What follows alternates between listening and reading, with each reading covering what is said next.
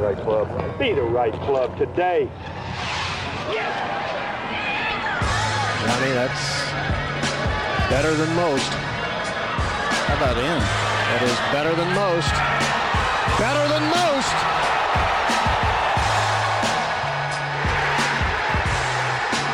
Expect anything different? Ladies and gentlemen, welcome back to the No Laying Up podcast. Solly here, going to be turning the reins over shortly to Kevin Van Valkenburg for a deep dive into Vijay Singh's 2004 season, a little bit about his career on top of that as well, but on the heels of Scottie Scheffler's season that we just saw this past year, we thought it'd be fun to revisit one of the great underrated seasons really of all time, maybe, or of recent golf history. We'll dive into all of that. I know Kevin put a lot of time into these. We've had a lot of fun bringing you some of these narrative pods. We're hoping to do more of these in 2025 as well. Mr. Kevin Van Valkenburg, take us away.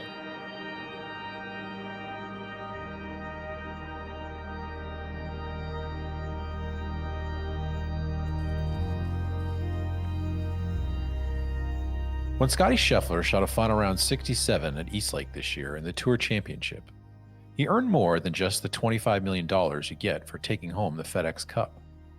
He also inspired the kind of hyperbole that we had not seen since, well, Tiger Woods was prowling the fairways in his prime. ESPN called it unequivocally one of golf's greatest seasons. The Associated Press declared it was the greatest year since Tiger Woods' 2006 season. The New York Times wondered if it was a top 5 season of all time. Adam Scott said that his 8 wins was up there with any of Woods' best seasons. Even Rory McIlroy said we'd look back one day and view it as one of the greatest individual seasons anyone has had for a long time. Scheffler's season was remarkable. I was grateful to be there to witness a bunch of it. Scheffler has, to be clear, a real chance to go down as one of the all-time greats. But some of the praise for what happened in 2024 solidified a theory that's been bouncing around in my brain for a few years. Has any season of golf ever been as underappreciated as Vijay Singh's 2004 run? It's only been 20 years, but we barely talk about it. It was mostly a footnote in the debate over Scheffler's dominance. Everyone jumped right to Tiger's 2000 season or his 2006 season when trying to draw comparisons, even though Singh, at the unthinkable age of 41 years old, won 9 times in 2004. 9 times? 9 times. That's twice more than Scheffler won this year, depending, I suppose, on how you view the Olympic gold medal he captured in France. Officially, Scheffler won 7 times, but his Olympic triumph, where he birdied 5 of the last 6 holes and shot 62 to win, that was objectively sick. So let's count it whether it's considered an official victory or not. Still, no matter how we're counting, Vijay clipped Scottie by a win. 20 years later, it is still one of the most jaw-dropping seasons in the history of golf. I know what some of you are thinking. The modern game is deeper than ever, and it's harder to dominate now than it was 2 decades ago. That might be true, but let's not forget that Vijay ended a 264-week reign by Tiger Woods as the #1 player in the world. At a time when it felt like every great player in the Woods era was waving the white towel of surrender when he climbed the leaderboard, Vijay was stubborn enough, driven enough, and talented enough to push back. The podcasting generation of golf media may have forgotten how great Vijay was that season, but his peers certainly haven't. Earlier this year, I sent Solly out on a mission to quiz a few of Vijay's contemporaries, like Jim Furyk and David Duval, at the Furyk and Friends on the Champions Tour. They remember it, in the immortal words of Taylor Swift, all too well. All right, since Tiger Woods did it in 2000, who was the last player to win 9 times on the PGA Tour in 1 year and a major in the same season? Who did it? Vijay Singh. All right, it's kind of an easy trivia question. All right, well, no, there's not that many guys that win that many tournaments in a year. I guess Scottie was 8 this year. Is that counting the Olympics for Scottie? Yeah. Okay, so, yeah, I remember Vijay winning 9. That's impressive. I don't know how you do it. Duval's career, by contrast, offers a great window into just how unlikely Singh's sustained greatness was. From 1997 to 2001, they were 2 of the best players in the world. Duval won 13 times on the PGA Tour and Singh 9. But Duval was done by age 30, his career derailed by injuries and slumps. Vijay just kept chugging along and had more wins after he turned 40, 22, than Greg Norman, Davis Love III, Tom Watson, and Ernie Els had in their entire careers. Well, that season is as good as any season there's ever been, pretty much. I mean, you remove Byron Nelson and that, but compares to some of Tiger's and Scotty's this year. I mean, It was insane. it was insane. In this episode of NLU Special Projects, we wanted to take a trip down memory lane and revisit 2004 to shine a spotlight on a season unlike any before it or since.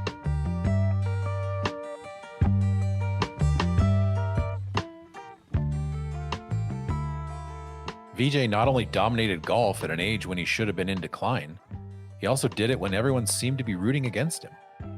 Vijay was, to put it gently, a prickly figure. He didn't like the media. He didn't endear himself to players or caddies. He feuded with the PGA Tour. He was famously dismissive of the greatest female golfer of all time. And fans, at every turn, rooted against him. He has been, for many years, distrustful of reporters and uninterested in reliving his best days. But if we were going to do an entire podcast about his greatest season, Solly and I figured we had to at least give him a chance to tell us about what made us special. So I sent Solly on a reluctant mission. Go tiptoe into the lion's den, PJ's practice session, and ask some questions. All right, I've now followed Vijay from the range to the putting green. I'll see if we can get him to chat. Let's see if he's in a chatty mood. Hey Vijay, my name's Chris Solomon. I do the No Laying Up podcast. And we're actually doing a podcast on your 2004 season. Oh. Do you mind if I ask you a couple questions about it? All right, go for it. Do you remember anything specific about that year, about your swing? Everything felt very easy, you know. I mean, when you're swinging well and scoring well and everything's kind of going your way and you're winning, you know, you don't really think about much. You know, it's all on autopilot and you feel good and your confidence is high and everything just, you know, flows when you're in that situation like that. How would you describe your every one of your colleagues I've asked about that season talks about one thing, that's your work ethic. How would you describe your work ethic? Well, it's always been pretty, you know, how can I say, intense. You know, I've all my life I worked hard not only on my golf game but also on my physique. So, you know, as good of a season I had, it just kind of inspired me even further to work harder, you know. So you get the adrenaline going and you want to do better and better, and, you know, there was no limitation of how much I should work. So, you know, it's not that when you're playing well, you just let it flow and don't work as hard. I always thought the other way around, you know, the better you play, the harder you work, you know. So. How the hell did Vijay do it?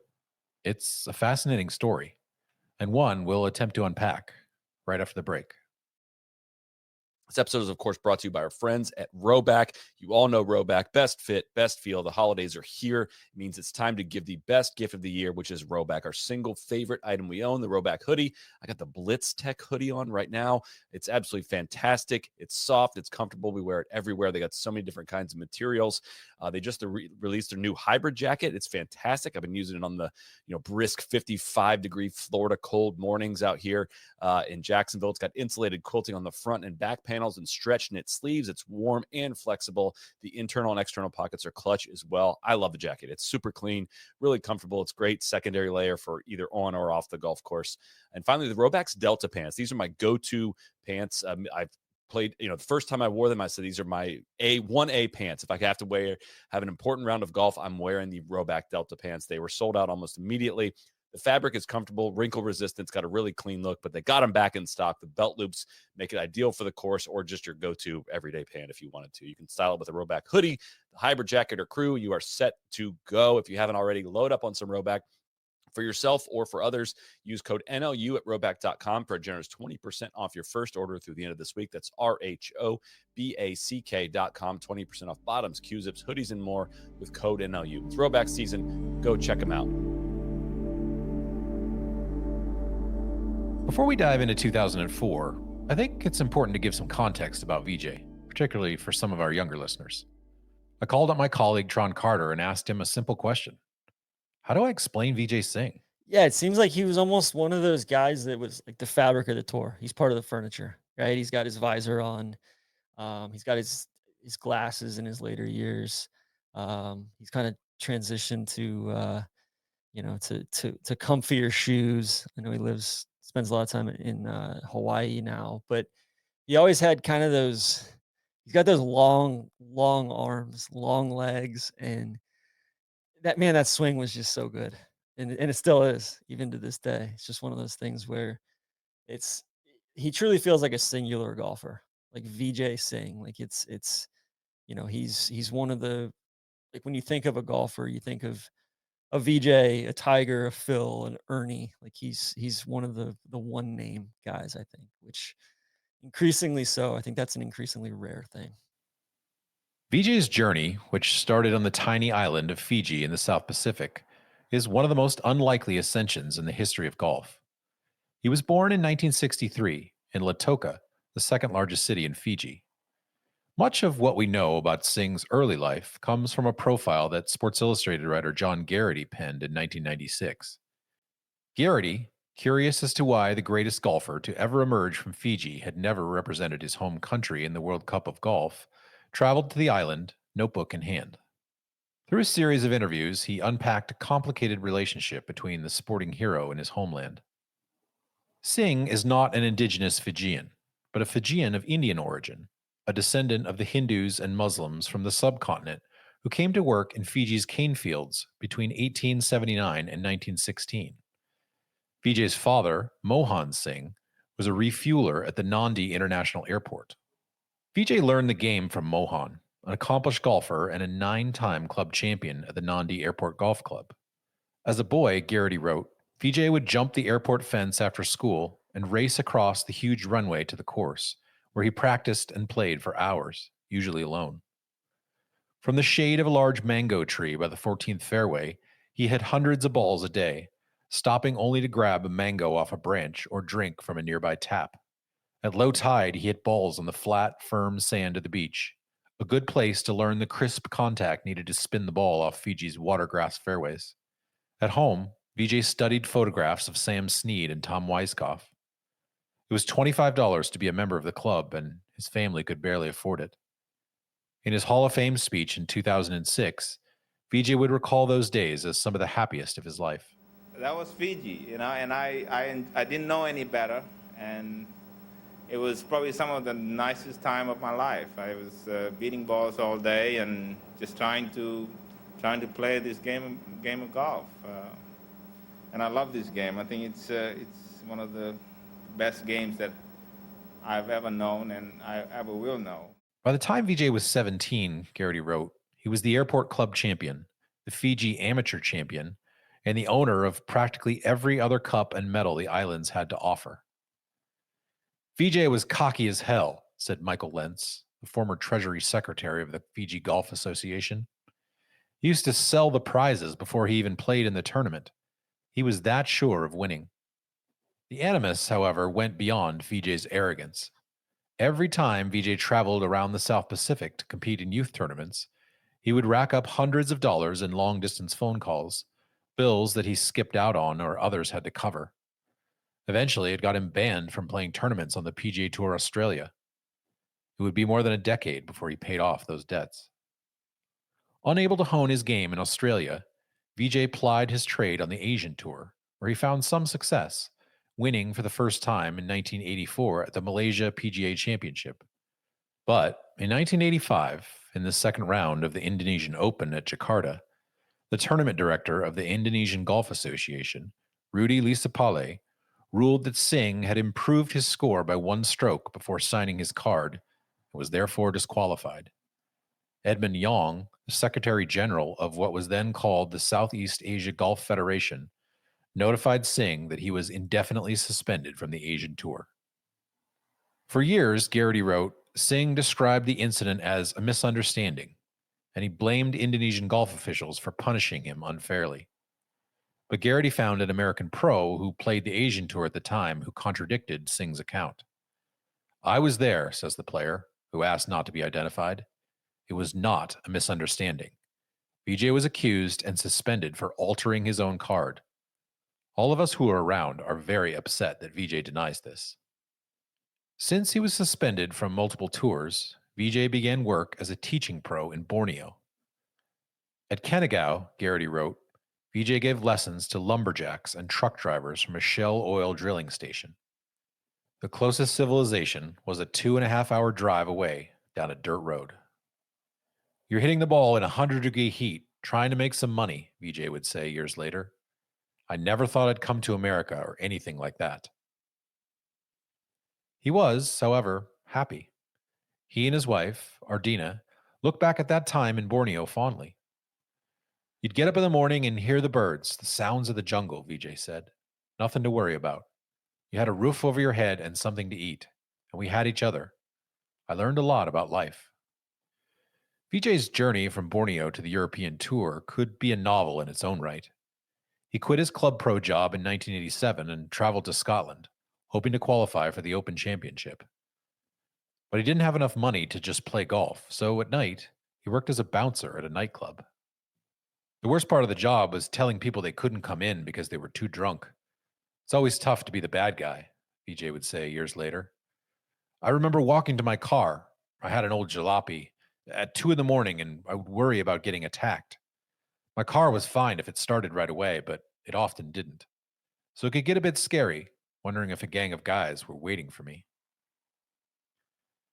When he failed to qualify for the Open, he signed up for the African Safari Tour, playing, according to Garrity, in smoky, chaotic outposts like Nigeria's Benin City, which he described to Sports Illustrated as unbelievable, a Mad Max kind of place.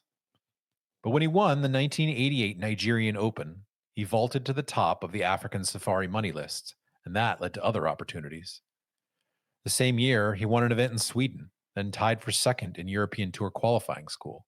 He won the Volvo Open in Florence, Italy, and the El Bosque Open in Spain the following year.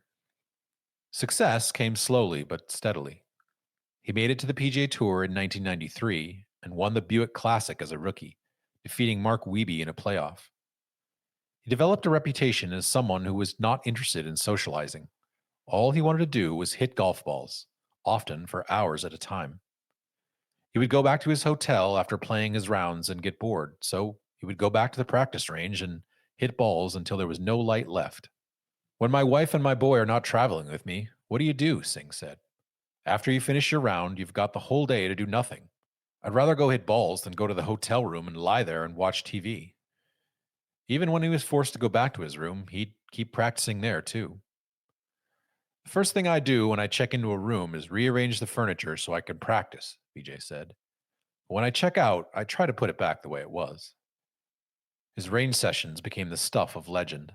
He once cracked a rib because he refused to stop hitting balls while squeezing a soft Nerf ball under his left armpit, even though it was causing him discomfort, even though it was raining. When he missed the cut at the Memorial in 1994, he didn't pack his bags and head home, nor did he travel to the next tour stop. Instead, he stayed in Columbus through the weekend and hit balls on the range for 8 hours, first on Saturday and then again on Sunday. I was working on something and wanted to get it fixed, he said.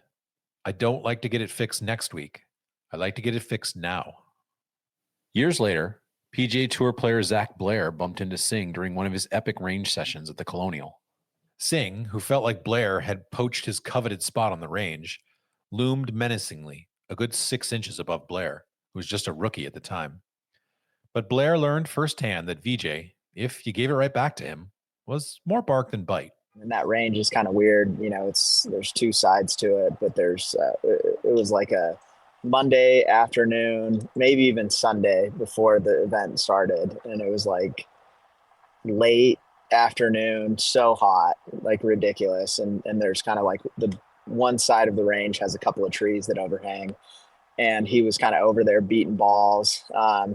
And he'd clearly been there for kind of a long time. And I went over and was hitting balls, and then he kind of left and I kind of went over to where he was because he had the kind of shade. That was the only part that had some shade. And then he had come back and was kind of like, hey, you see those divots right there? They make a V. That's my spot. And the only reason any of this kind of worked out the way it did was my agent or somebody had kind of told me something about Vijay, how he kind of likes to, try to intimidate people a little bit, maybe the first time they're meeting. And he kind of likes when people give it back. So he ended up kind of hitting some balls just behind me. I didn't really move because I was almost done, but I hurried and made, a line full of divots that kind of made the V a Z, and kind of went over to him and was like, hey, it's a Z now. That's my spot.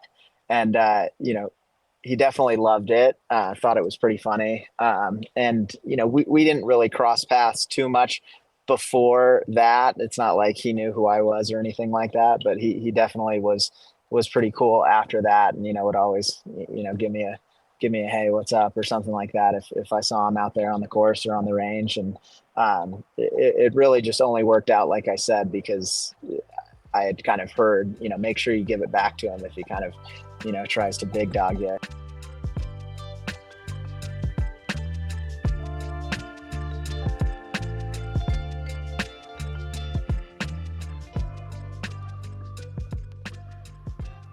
Singh made few friends and offered few, if any, apologies as he climbed the rankings and emerged as one of the world's best players. When he won the PGA Championship at Sahali Country Club in 1998, it was seen as a major breakthrough, but it was also another opportunity for the media to resurface his cheating allegations from Jakarta. It hardened his feelings about the press. When he won the Masters in 2000, he gave the press very little to work with in his victory press conference. As he got up to leave, he mumbled, "Kiss my ass, everybody." And the press seemed to share the sentiment. A good chunk of Sports Illustrated's game story about his Masters win focused on his past cheating allegations, and writer Alan Shipnuck quoted an anonymous American Ryder Cupper saying, "Once a cheater, always a cheater," when referring to Singh. The article and the quote so incensed Ernie Els, whom Singh had just outlasted to win the Masters. Els took the unusual step of writing a letter to the editor that Sports Illustrated ended up running in full. "My reaction to reading this," Els wrote, "was disgust. Why would someone say that about Vijay as he triumphed in the Masters? Why would SI's article in the first major of the 21st century not confine itself to Vijay's magnificent victory? Why did instead the writer dredge up an unsubstantiated allegation about an event that may or may not have occurred 15 years ago? Why paint an unflattering picture of Vijay by saying he is, quote, thought to have as much personality as Iron Byron, and calling him, quote, unapproachable and, quote, the worst interview in the sport? I've probably played more with Vijay over the past 10 years than anybody else in all parts of the world, and I know and respect him as a good friend, a great family man, and an ultimate professional. Sure, he works long and hard at his game, but that is something to be admired. Anyone who knows Vijay would tell you that there's a lot more to the man. I take people as I find them, and each person should make his own judgment. But let's make those judgments based on the facts. I know Vijay, and the fact that I often choose to play my practice rounds with him is enough evidence of how much I enjoy his company. The bottom line is that Vijay Singh won the Masters. He beat the best players in the world, and he has done it before at the 1998 PGA at Sahali.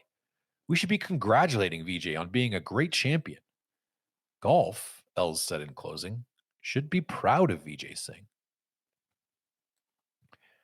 Vijay had little interest in debating or defending his reputation. He just wanted to play golf, win money and trophies, and get better at his craft. People could take him or leave him as far as he was concerned. But he didn't do himself any favors in 2003 when the Colonial announced it was giving a sponsor's exemption to LPGA player Annika Sorenstam. From Stockholm, Sweden, please welcome Annika Sorenstam. Singh told Associated Press reporter Doug Ferguson that he hoped Sorenstam would miss the cut, and if he were to be paired with her, he would withdraw. "What is she going to prove by playing?" Vijay said. "It's ridiculous. She's the best woman golfer in the world, and I want to emphasize woman. We have our tour for men, and they have their tour. She's taking a spot from someone in the field." The backlash was significant. The New York Daily News said that Singh had the sour disposition of a snapping turtle. One newspaper columnist, Gary Shelton of the Tampa Bay Times, called his comments sexist, elitist, and boorish, then suggested that his half-hearted apology was insincere and lacked conviction. "What a wiener," Shelton wrote. Rob Duca of the Cape Cod Times said that Singh was about as boring as a Wall Street suit, and that if he could be bottled, he'd be NyQuil. At least Sorenstam, a 10-time major winner and arguably the greatest female golfer in history, was compelling. No one was going to get excited about Vijay playing the Colonial, even if he had just won the Byron Nelson the previous week. When Vijay Singh won the Masters in 2000, you needed a cattle prod to wake up the reporters in his post-round press conference, Duca mused. Singh said he was sorry it sounded like he was personally attacking Sorenstam. It wasn't personal, he insisted. He felt it was important for him to stick up for the player whose spot he believed that she was taking. He'd been that guy once, desperate for opportunities. This is a man's tour, Singh said. There are guys out there trying to make a living. It's not a ladies' tour. If she wants to play, she should, or any other woman for that matter. If they want to play the man's tour, they should qualify and play like everybody else. Singh might have become a pariah in certain circles, but a large swath of public resentment didn't seem to faze him. What bugged him is that his son, Cass, had to see it. There's a lot of negative written about me, Vijay said. I can take care of that when I read it, but when my son reads it and he asks questions about it, it's very hard to explain to a 13-year-old what's going on. That was hard for me to deal with for the first month or so, but after that it was fine. His golf game continued to flourish. Singh finished second at the Open Championship in July, then won twice more at the end of 2003, capturing the John Deere and the Funai Classic. At the Funai, he outdueled Tiger Woods, beating him by 4 shots, and passed him on the PGA Tour money list. Woods pithily dismissed the accomplishment. He pointed out that he, not Singh, had been voted the 2003 Player of the Year by his peers. Anyone would much rather have the Player of the Year honors than the money title, Woods said. He plays a lot more than I do. If it were important, I'd play 25 to 30 events every year. In an era when so many of Tiger's rivals seemed to be shrinking from the challenge, Vijay was embracing it. He'd climbed to number 2 in the world rankings, his highest ranking ever.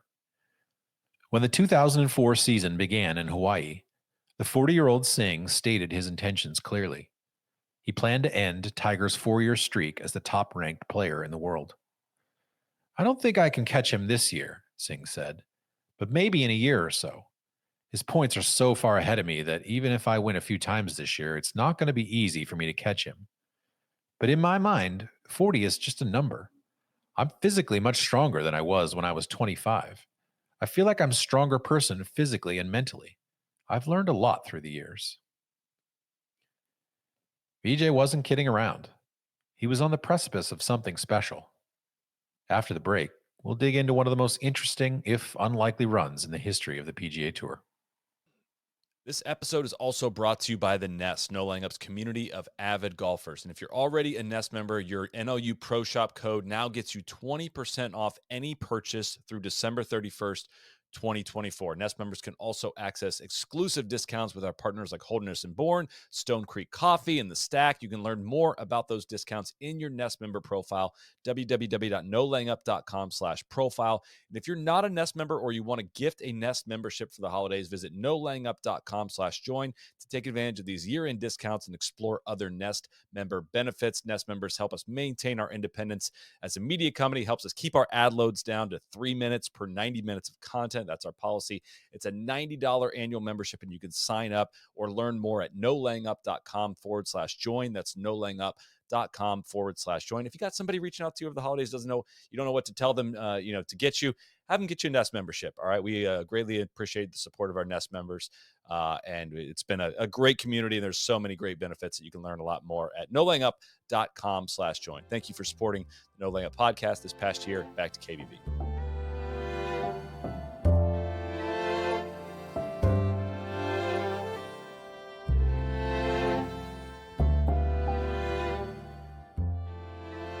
There is another piece of context you need if you really want to appreciate Vijay's 2004 season. It was the first year the PGA Tour was able to use ShotLink to keep track of strokes gained metrics. Strokes gained, if you're unfamiliar, is a golf stat created by Mark Brody, a mathematician and a professor at Columbia Business School. He reshaped the way lots of fans and players would understand golf statistics. Brody correctly identified that a 20-foot putt should not be viewed the same as a 3-foot putt when it came to calculating putting stats.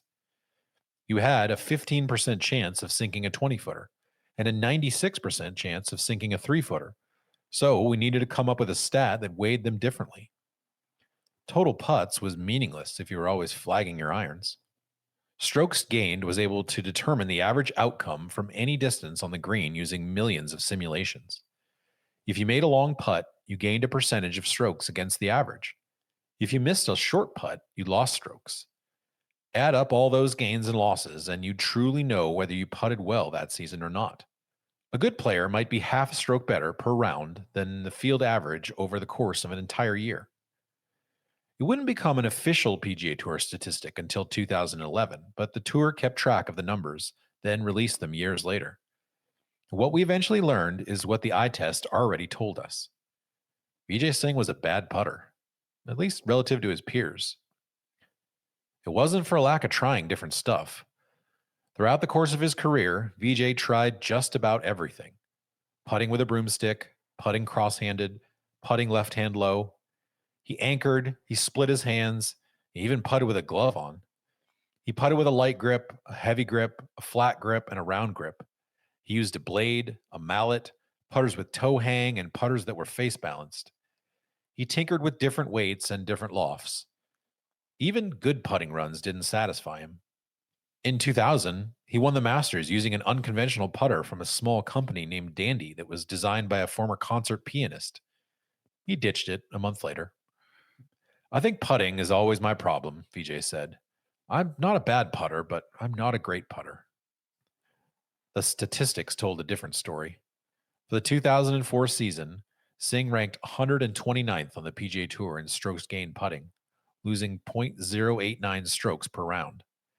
Tiger Woods ranked number 1 that year in strokes gained putting at plus .853, meaning every tournament, Vijay was giving up almost 3 strokes on the greens to the best putter in the world. If I told you you had negative strokes gained putting for that season, would that be a surprise to you? Wow, yeah. I wish, even to this day, everybody said, man, if you only could putt it well. I said, well, if I putted well, probably I wouldn't have struck the ball that well, so it kind of goes hand in hand. But, I was, all my life, I wasn't the, worst putter, but I wasn't the best putter. So, hey, you don't win 9 tournaments putting badly, right? In a sense, Vijay is right. He couldn't have putted that poorly in 2004, at least not on the weeks that he won. But the truth is, it's not like he was hot some weeks and cold other weeks. He played in 28 PGA Tour events that season and finished in the top 25 a remarkable 24 times. He was a runner-up twice and finished in the top 10 18 times. He also finished 15th and 18th in 2 events on the European Tour. He was a ball-striking genius, even though at every step, it seemed like the crowds were pulling for somebody else. It started in Hawaii at the Mercedes Championship, where Singh was ultimately nipped at the finish by Stuart Appleby by 1 stroke. But for stretches, Vijay was as good as ever, birdieing 7 consecutive holes at one point in the second round. On the final day, even though the crowd was rooting hard for Appleby and Tiger, Vijay birdied 4 of his last 5 holes to make Appleby sweat down the stretch. He even had a lengthy eagle putt on the final hole. He left it on the lip. The putter took a lot away from me this week. I figured it probably owes me one, Vijay said. It looked good for a long time. For anyone keeping score in their unofficial head-to-head duel, Vijay was 6 shots better than Tiger for the week. He followed it up with a 10th place finish at the Sony, then a 3rd place finish at the FBR Open in Scottsdale, his 11th consecutive top 10 finish. It gave him the longest top 10 streak on the PGA Tour since Greg Norman finished in the top 10 consecutive times between 1993 and 1994. I think going to the gym has been the biggest change in my golf swing, Vijay said. I feel stronger. I feel like I can hit the ball harder and firmer. My mishits are very strong, so if you mishit it and miss it badly, my bad shots are not so bad. That's because I'm strong right now.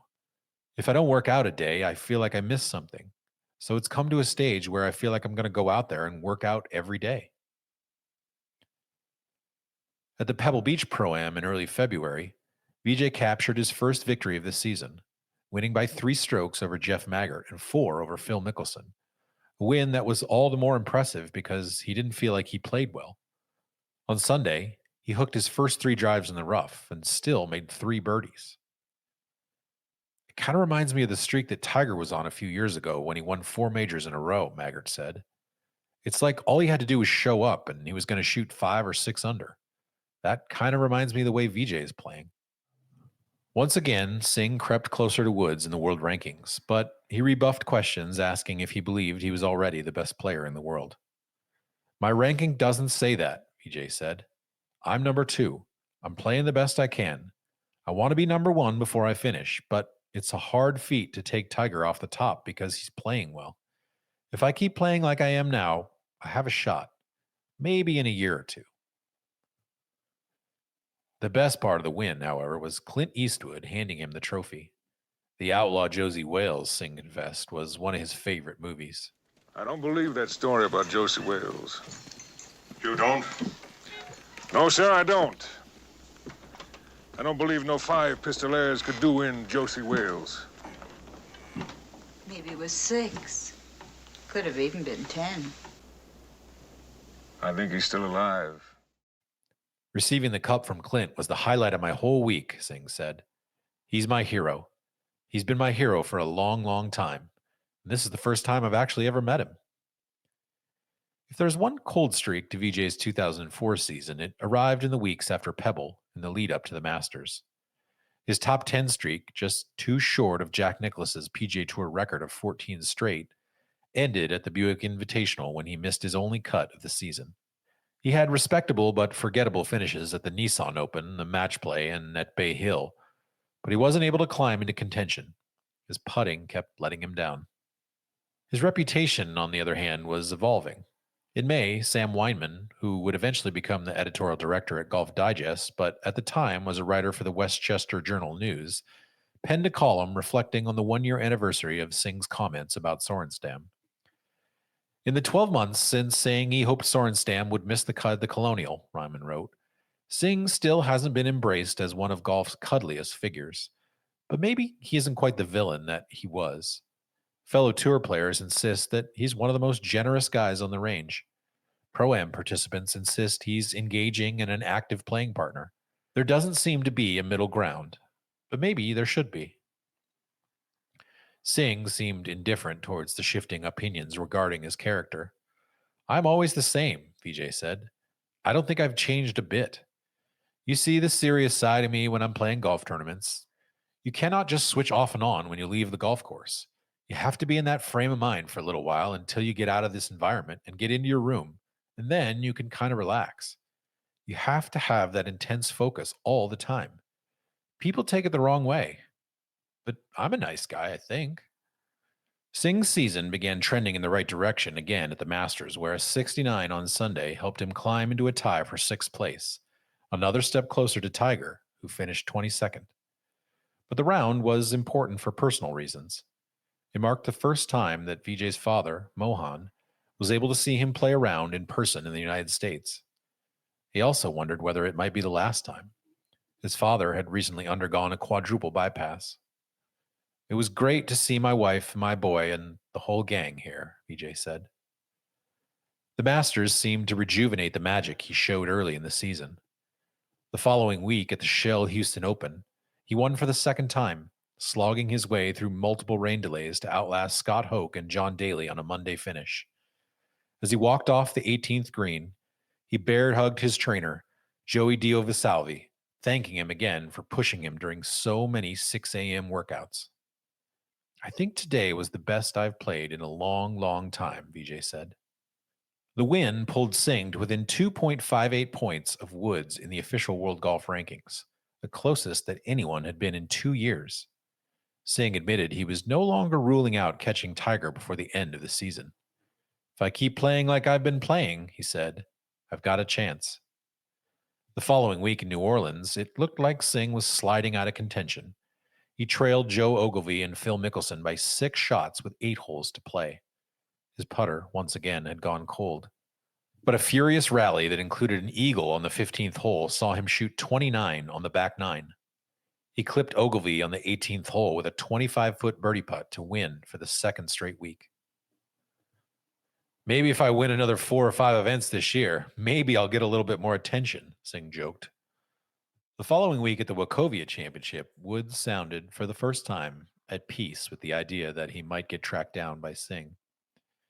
Vijay certainly should get all the respect in the world, Tiger said, because he's worked at his game to a level where he's consistent and he's able to pretty much contend in every tournament he plays in, and that's a lot. It's a fact that I won't be number one in the world forever. Either someone flat out outplays me, or I might not play at the same level, or old age takes over. Whatever the circumstances are, I don't know, but whatever they are, it's going to happen. Every street comes to an end. That's just a fact of life. Tiger didn't know it, but as it turns out, Vijay's best golf was yet to come.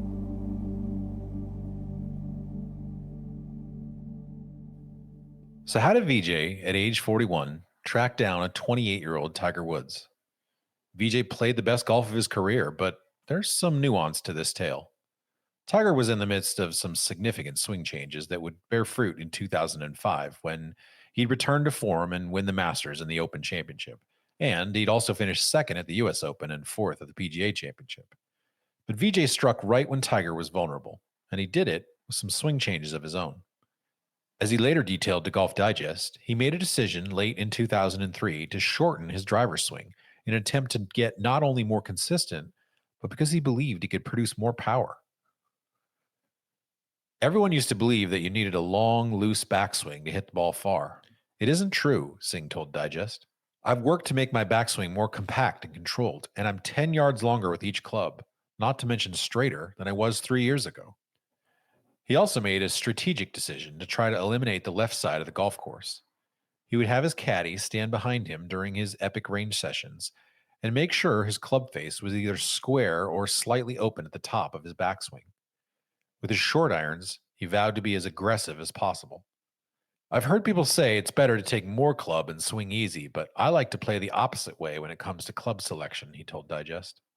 My colleague Tron Carter was a senior in high school in 2004. He admits now he was not the biggest fan of Vijay. There was a respect there, but never a genuine appreciation. I think to the golfing masses, it didn't engender any feeling, right? It was just, man, this guy's really good. This guy's really good. It's kind of a shrug of like, yeah, like we don't really have a whole lot to say about him. But over time, those feelings have softened. How could TC not appreciate someone who hit great drives and approach shots, but was fated to be flummoxed by putting?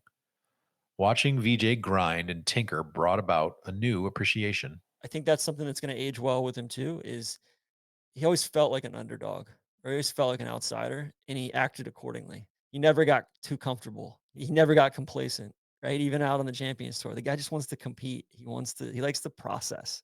And I really, really respect that. And I don't think 2004, 18-year-old me necessarily understood what that took, but I think 38-year-old me has an immense amount of respect for that.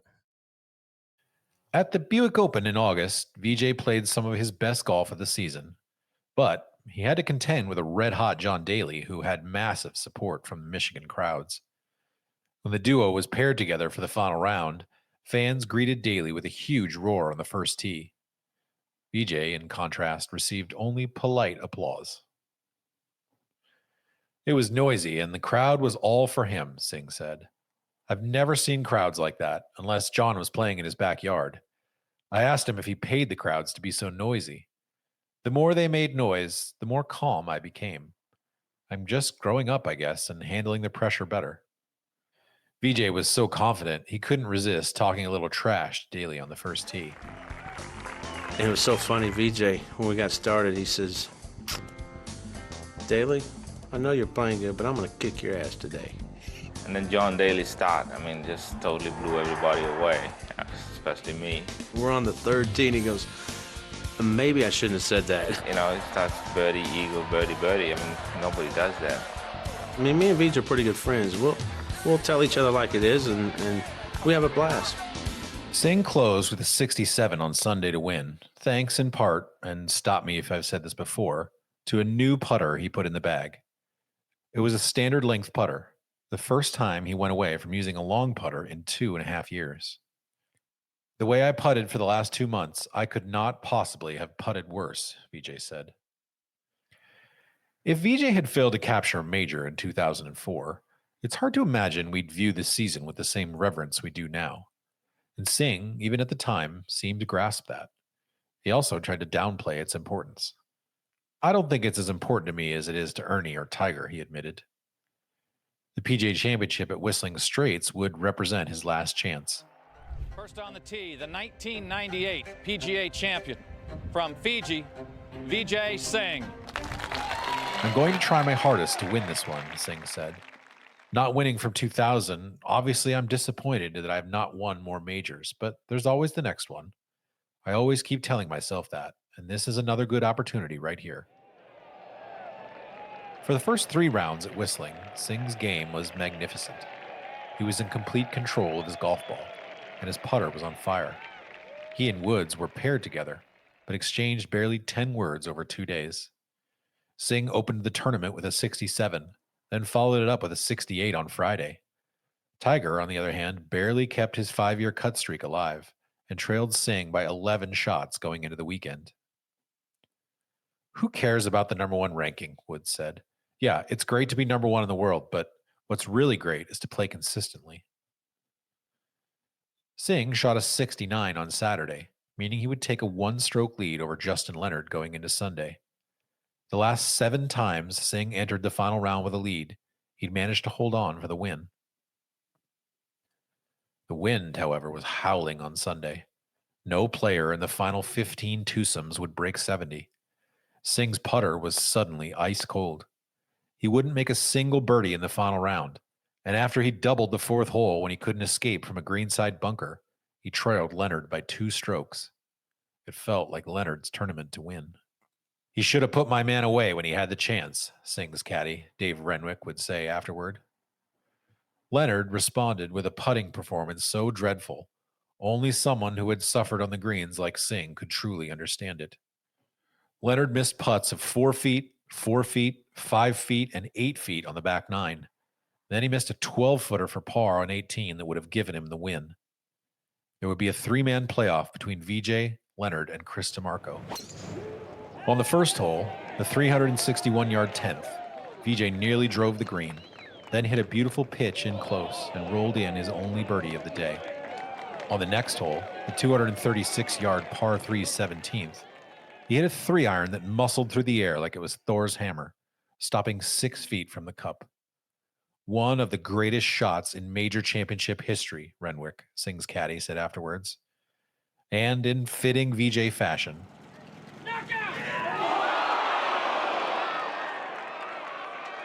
he missed the putt. In the end, it didn't matter. Leonard and DeMarco couldn't make a birdie on either of the final 2 holes. Vijay had captured his 3rd major championship. In his victory press conference, a reporter attempted what he hoped would come across as a lighthearted question. Singh's relationship with the press had thawed a bit in recent years. The reporter prefaced that he hoped this would be received in the spirit it was intended, but he wanted to know, is this the ugliest win you've ever been involved in? Singh grinned.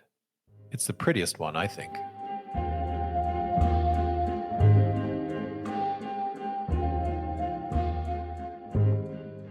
The win, remarkably, was still not enough to vault him to the top of the world rankings, which made Vijay throw his hands up in mock exasperation. They must come up with something else, he said, or else I'm going to be number 2 for the rest of my life.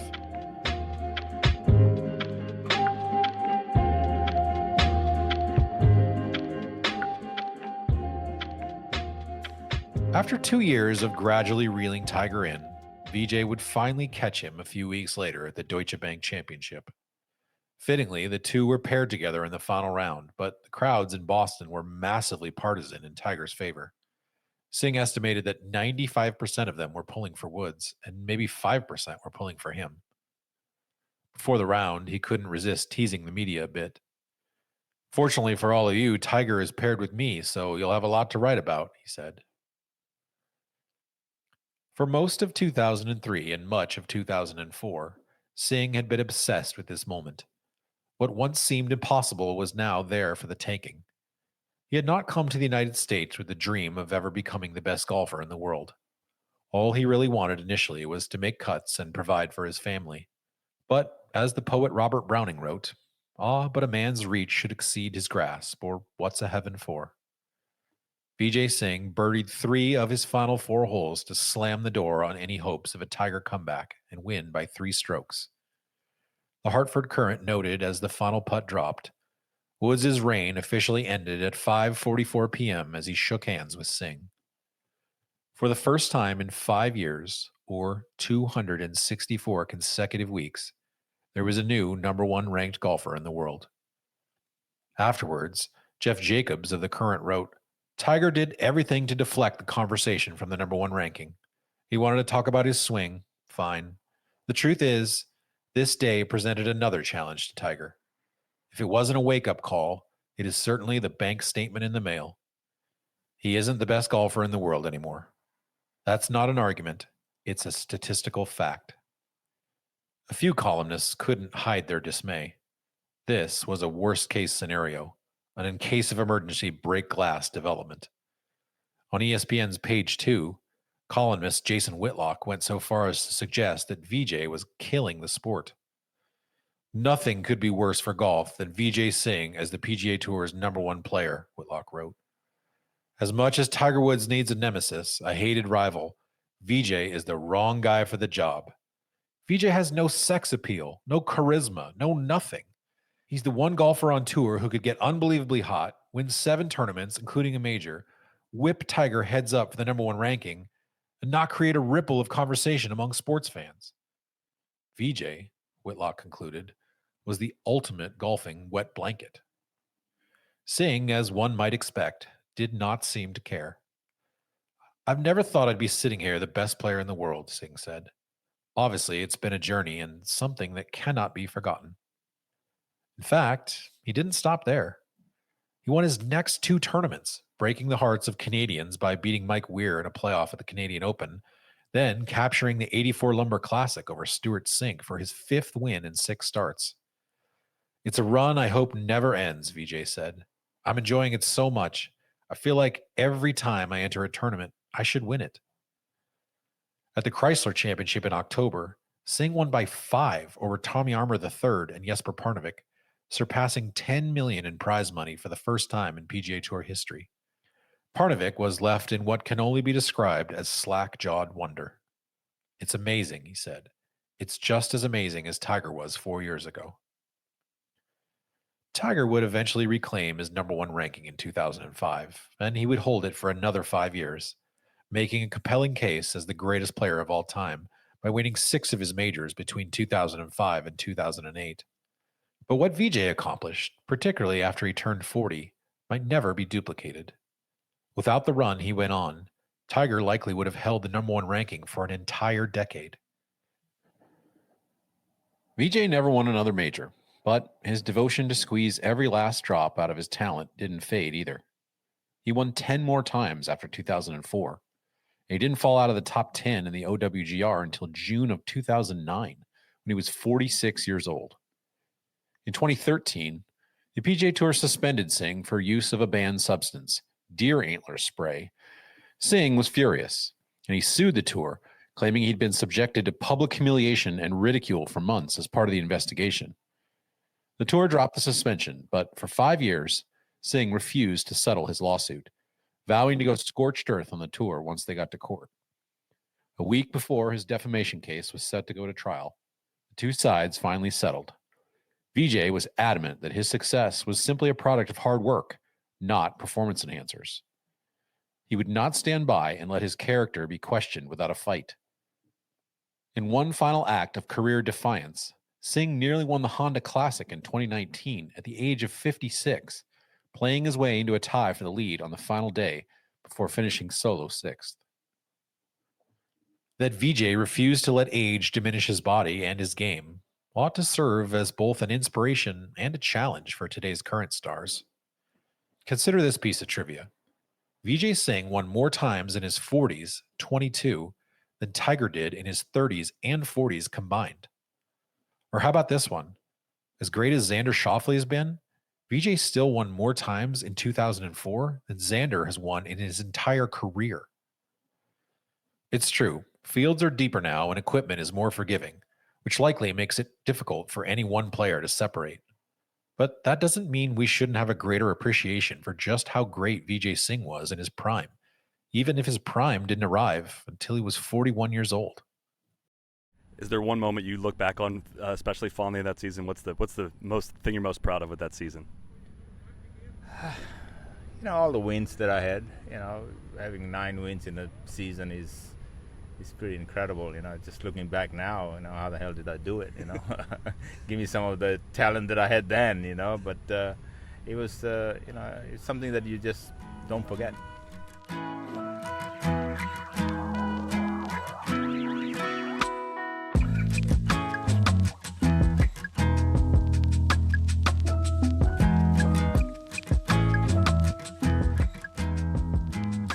Thanks for listening.